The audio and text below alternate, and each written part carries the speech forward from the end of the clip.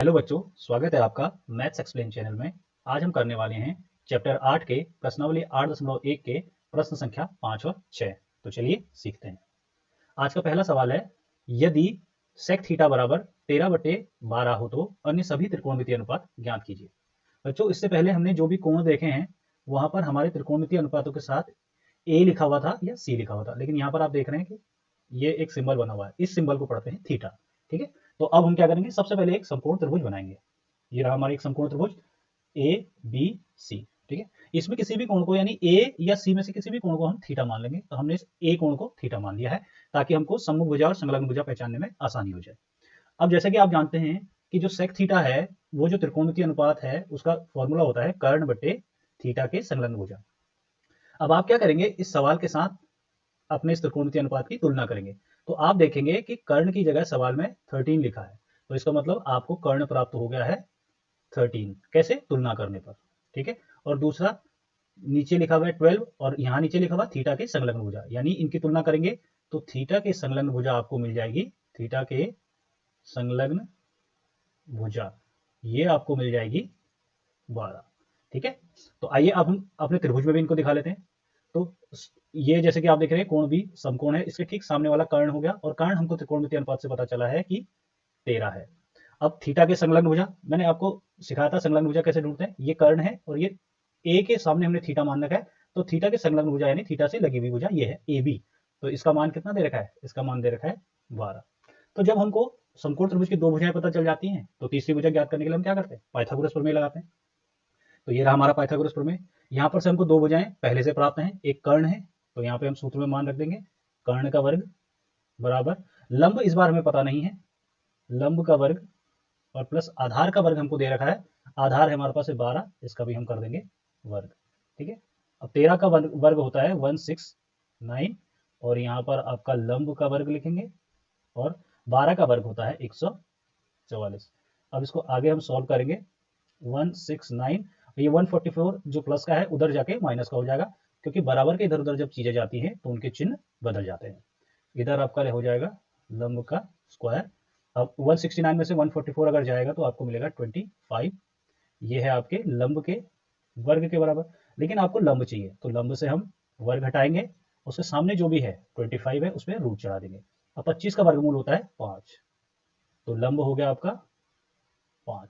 तो इस प्रकार आपको लंब भी मिल गया, यानी समकोण त्रिभुज की तीनों भुजाएं मिल गई हैं। अब हम अन्य त्रिकोणमितीय अनुपात निकालेंगे, क्योंकि सेक तो हमको मिला है, अब बाकी 5 निकालेंगे। ठीक, तो माना साइन निकालेंगे तो उसमें भी हम क्या देखेंगे, हमने इस कोण ए को थीटा मान रखा है, तो थीटा के सम्मुख भुजा ये हम अभी भी निकाल चुके हैं कि 5 आया है। तो इसको लिखने का तरीका क्या होगा, थीटा के सम्मुख भुजा यानी बीसी, पहले इस तरीके से लिखेंगे बीसी बटे कर्ण, कर्ण हो गया आपका एसी। अब बीसी का मान रखेंगे, बीसी का मान है 5 और एसी का मान कितना है? एसी का मान है 13। ठीक है, तो इसका मतलब आपको साइन थीटा त्रिकोणमितीय अनुपात क्या मिल गया? 5/13। अब साइन थीटा का उल्टा क्या होता है? Cosec theta. तो यहां पर भी आप देखेंगे कि कर्ण क्या है, कर्ण हमारे पास है एसी, और एसी का मान कितना है?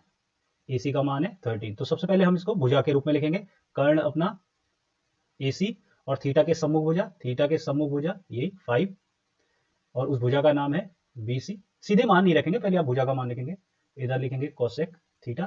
ठीक है, अब एसी कितना है आपका 13 और बीसी कितना है आपका 5, तो कोसेक थीटा। अब देखिए हमारा जो साइन थीटा आया है उसका ठीक उल्टा आया है हमारा कोसेक थीटा। अब अगला त्रिकोणमितीय अनुपात देखेंगे सेक थीटा। सेक थीटा तो हमारे पास पहले से है, कोसेक कोस थीटा, सेक का उल्टा होता है कोस। तो कोस के लिए हम क्या देखेंगे, थीटा के संलग्न भुजा। अब थीटा हमने इसको मान रखा है, तो थीटा के संलग्न भुजा है ए बी, थीटा के संलग्न भुजा क्या है? ए बी, और कर्ण है आपका ए सी। तो ए बी आपका कितना है? ए बी है आपका 12 और ए सी है आपका 13। अब cos थीटा बराबर आ जाएगा ये, तो cos थीटा बराबर आ जाएगा 12/13 और sec थीटा बराबर कितना आ जाएगा? 13/12, जो कि आपको ऑलरेडी सवाल में दिया हुआ है। अब निकालेंगे हम cot थीटा। cot थीटा क्या होता है? थीटा के संलग्न भुजा। थीटा हमने इसको मान रखा है, तो थीटा के संलग्न भुजा जो थीटा से लगी हुई है, यानी ये भुजा है आपकी ए बी, और थीटा के सम्मुख भुजा, थीटा के ठीक सामने जो भुजा है बीसी, तो ए बी का मान रखेंगे, ए बी का मान है 12 और बीसी का मान है 5। तो इधर आ जाएगा आपको cot थीटा बराबर 12/5। अब cot थीटा का उल्टा क्या होता है? tan theta. तो टेन थीटा में देखिए किस तरीके से करेंगे हम, थीटा के समभुजा, थीटा के समभुजा यानी बीसी, थीटा के संलग्न भुजा, थीटा के संलग्न भुजा यानी ए बी। बच्चों अगर आपको ये संलग्न भुजा और समभुजा समझ नहीं आ रही तो आप मेरे पिछला वीडियो देखिए, उसमें हमने सब कुछ समझा रखा है कि किस तरह से संलग्न भुजा समभुजा पहचानते हैं। ठीक है, तो टेन थीटा बराबर आपका आ गया बीसी बटे ए बी। तो बीसी बराबर आपका है 5 और ए बी बराबर है आपका 12। तो आपका टेन थीटा आपको प्राप्त हो चुका है। तो अब देखिए टेन थीटा 5/12 और कॉट थीटा 12/5 यानी एक दूसरे के उल्टे हैं ये। तो अब हम अगला सवाल देखेंगे, छठवां सवाल। यहां पर क्या बताया हुआ है कि यदि कोण ए और कोण बी न्यून कोण है, जहां cos ए बराबर cos बी हो, तो दिखाइए कि कोण ए बराबर कोण बी। इसके लिए हम सबसे पहले क्या करेंगे, एक समकोण त्रिभुज बनाएंगे ए बी सी। बच्चों आप पिछले चित्र में और इस चित्र में एक अंतर पा रहे होंगे कि पिछली बार हमने कोण बी को समकोण माना था, जबकि इस बार हमने कोण बी को न्यून कोण माना है।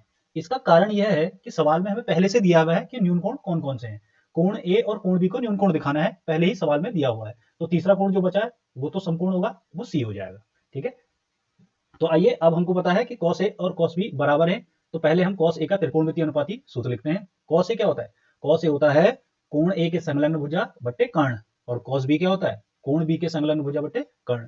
तो आइए पहले हम इसको कर लेते हैं भुजाओं के रूप में। cos ए, कोण ए के संलग्न भुजा, कोण ए ये रही और इसकी संलग्न भुजा ये रही, यानी AC, और कर्ण है हमारा AB, कर्ण मतलब 90 के जो ठीक सामने है। ठीक है, अब cos बी बराबर कोण बी के संलग्न भुजा, कोण बी ये रहा, ये तो कर्ण है तो संलग्न भुजा ये है BC, और कर्ण क्या है AB। अब जैसे कि हमको सवाल में पहले से दे रखा है कि cos A बराबर है cos B के, तो हम लिखेंगे इसको cos A बराबर cos B। अब cos A का मान कितना है, AC बट्टे AB, और cos B कितना है, BC बट्टे AB।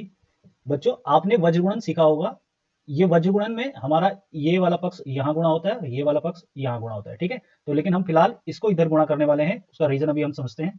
इधर BC है गुणा AB और बट्टे में AB। इस AB को मैं इधर क्यों नहीं ले गया, क्योंकि मैं इसको डिवाइड करना चाहता था, तो AB से AB डिवाइड हो जाए एक बार। ठीक है, तो BC × 1 BC, तो हमारे पास आ जाएगा AC बराबर BC। ठीक है, आप देखिए हमको तो चाहिए कोण A बराबर कोण B, लेकिन हमारे पास आया है AC बराबर BC। तो आपने रेखागणित में पढ़ा होगा कि समान भुजाओं के सामने वाले जो कोण होते हैं वो बराबर होते हैं, यानी बराबर लंबाई वाले भुजाओं के सामने वाले जो कोण होते हैं बराबर होते हैं। अब AC के सामने देखिए कोण कौन सा है, ये हमारी AC भुजा है, इसके ठीक सामने कोण कौन सा है, कोण B, तो यहाँ पर हम लिख देंगे कोण B। और BC के सामने, BC हमारी ये भुजा रही, BC के ठीक सामने कोण, BC के सामने वाला कोण रहा ये कोण A, या हम इसको ऐसे भी लिख सकते हैं कि कोण A बराबर होगा कोण B। तो इस प्रकार हमने इस सवाल को सिद्ध कर लिया है। अगर आपको वीडियो पसंद आया होगा तो प्लीज लाइक कीजिए, शेयर कीजिए और चैनल को सब्सक्राइब कीजिए। और आपको किसी प्रकार का भी अगर कोई डाउट रहता है तो आप कमेंट बॉक्स में लिखिए, आपके डाउट को दूर किया जाएगा। Thank you.